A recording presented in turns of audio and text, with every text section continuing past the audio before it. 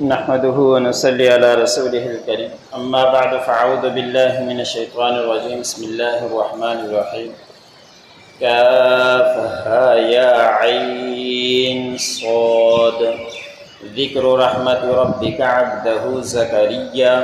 إذ نادى ربه نداء خفيا قال رب إني وهن العظم مني واشتعل الرأس شيبا ولم أكن بدعائك ربي شقيا وإني خفت الموالي من ورائي وكانت امرأتي عاقرا فهب لي من لدنك وليا يرثني ويرث من آل يعقوب واجعله ربي رضيا۔ سورۃ الکہف کا درس مکمل ہوا۔ آج سورۃ مریم کا درس شروع ہوا اور اس کی آیت نمبر 1 سے لے کر 6 تک تلاوت کی گئی۔ مفسرین نے لکھا ہے کہ اس سے پہلے 43 صورتیں نازل ہو چکی تھی۔ اس کا نزول کے اعتبار سے 44واں نمبر ہے۔ یہ صورت مکہ مکرمہ میں نازل ہوئی۔ اس صورت کے اندر 98 آیات ہیں اور 6 رکوع ہیں۔ اس صورت کو حروف مقطعات سے شروع کیا گیا، جیسے الف لام را طا ہا، الف لام میم، اور اس طرح اس صورت کے اندر کاف ہا یا عین صاد آیا ہے۔ یہ قرآن پاک کے اندر حروف مقطعات 29 صورتوں کے شروع کے اندر آئے ہیں، اور اس کے اندر مفسرین نے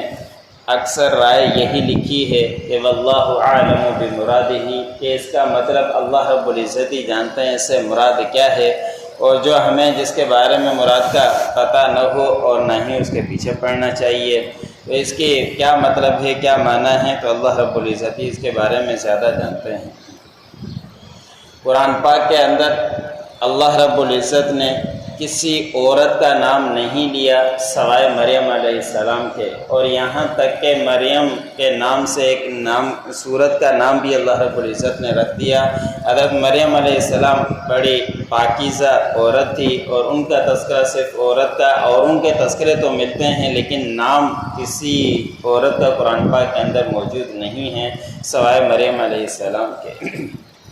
اس صورت کے شروع کے اندر اللہ رب العزت نے حضرت زکریا علیہ السلام کے دعا کا تذکرہ بیان فرمایا ہے۔ حضرت زکریا علیہ السلام بیت المقدس یعنی فلسطین جو شام ہے وہاں کے رہائشی تھے۔ مسجد اقصیٰ کو سب سے پہلے حضرت یعقوب علیہ السلام نے بنایا تھا، اس کے بعد حضرت سلیمان علیہ السلام نے بڑی ہی اس کے اچھے طریقے سے اس کے اوپر کام کیا اور بڑی ٹھاٹ کے ساتھ مسجد اقصیٰ کو بنایا۔ 1967 کی جنگ کے بعد یہودیوں نے قبضہ کر لیا، اور ابھی تک انہی کے قبضے میں چلی آ رہی ہے۔ جب چاہے نماز پڑھنے دیتے ہیں اور جب چاہے روک دیتے ہیں، اور یہ بنانے والے اور یہ علاقہ انبیاء اکرام ہی کا ہے۔ تو حضرت زکریا علیہ السلام نے کہ اللہ رب العزت نے فرمایا کہ اپنے پروردگار کی رحمت تھی اپنے بندے زکریا علیہ السلام کے اوپر،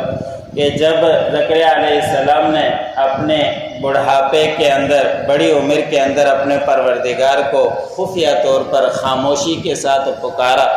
مفسرین نے لکھا ہے کہ جب اللہ رب العزت کو پکارنا چاہیے تو آہستہ آواز کے ساتھ ہی پکارنا چاہیے، کہ خاموشی کے ساتھ اکیلائی کے اندر پکاریں، جس طرح کہ حضرت زکریا علیہ السلام نبی ہیں کہ ان سے یہ کام ثابت ہے کہ خاموشی کے ساتھ اور اکیلائی میں خفیہ طور پر اللہ رب العزت کو پکارنے لگ گئے۔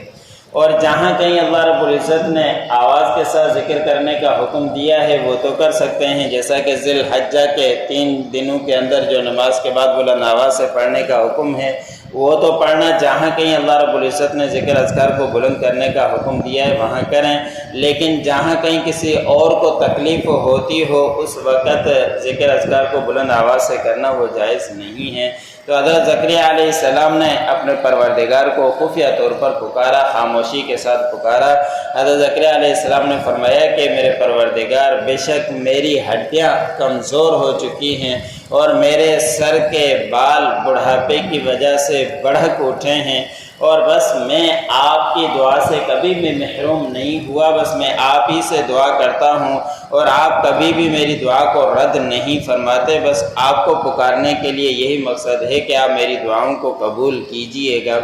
اور پھر حضرت زکریا علیہ السلام نے یہ دعا فرمائی کہ بے شک میں ڈرتا ہوں اپنے وارثوں سے میرے پیچھے، اور ایسے ہی میری بیوی بانجھ ہو چکی ہے، بس آپ اپنی طرف سے مجھے ایک وارث عطا کیجئے، مجھے اولاد کی نعمت سے نواز دیجئے، پھر وہ میرا وارث ہو اور آل یعقوب علیہ السلام کا وارث ہو، اور اس کو آپ اپنے پسندیدہ بندوں میں سے بنا دیجئے۔ اب حضرت زکریا علیہ السلام بڑھئی کا کام کیا کرتے تھے، لکڑی کاٹ کر اس سے جو کام کیا جاتا ہے اس دور کے اندر اتنا کون سا اہم کام ہوگا اور اس کی کیا مزدوری ہوگی، وہ اندازہ ہر کوئی لگا سکتا ہے۔ تو اس سے وراثت مراد نہیں ہے کہ اپنی جائیداد تقسیم کرنا مراد نہیں ہے، اس لیے کہ اس وقت زکریا علیہ السلام کے پاس کون سی بڑی جائیداد ہوگی جو حضرت زکریا علیہ السلام یہ دعا کر رہے ہیں۔ پھر ساتھ میں حضرت زکریا علیہ السلام نے یہ بھی دعا کی کہ میرا بھی وارث ہو اور آل یعقوب کا وارث ہو۔ اس کا مطلب یہی کہ جو نبوت کا سلسلہ چل رہا ہے، میں بھی نبی ہوں، حضرت یعقوب علیہ السلام کے خاندان میں بھی نبی تھے، میں چاہتا ہوں کہ یہ علمی وراثت، نبوت کی وراثت اسی طرح چلتی رہے، ایسے نہ ہو کہ کوئی اور ہو نہیں اور یہ دین کا کام مزید آگے نہ چل سکے، اس لیے اب مجھے بڑھاپے کے اندر اولاد کی نعمت سے نواز دیجئے تاکہ وہ نبوت کا کام کر سکے اور دینی علمی کام وہ چلا سکے۔ اس کے بارے میں حضرت زکریا علیہ السلام نے دعا فرمائی۔ بخاری شریف کے اندر حدیث نبی کریم صلی اللہ علیہ وسلم نے فرمایا کہ جو نبی ہوتا ہے اس کی وراثت تقسیم نہیں کی جاتی اور اس کی وراثت صدقے کے طور پر تقسیم کر دی جاتی ہے اگر کچھ ہو۔ زکریا علیہ السلام کے پاس تو اس وقت کچھ بھی نہیں تھا، اس سے علمی وراثت مراد ہے کہ جو آل یعقوب سے چلی ہوئی آ رہی ہے، تو مجھے بھی ایک وارث دے دے جو علمی وراثت کو آگے چلائے، دینی کام کو آگے چلائے، اس سے وراثت جائیداد کی وراثت نہیں۔ کاف ہا یا عین صاد واللہ اعلم بمرادہ۔ ذکر رحمت ربک عبدہ زکریا،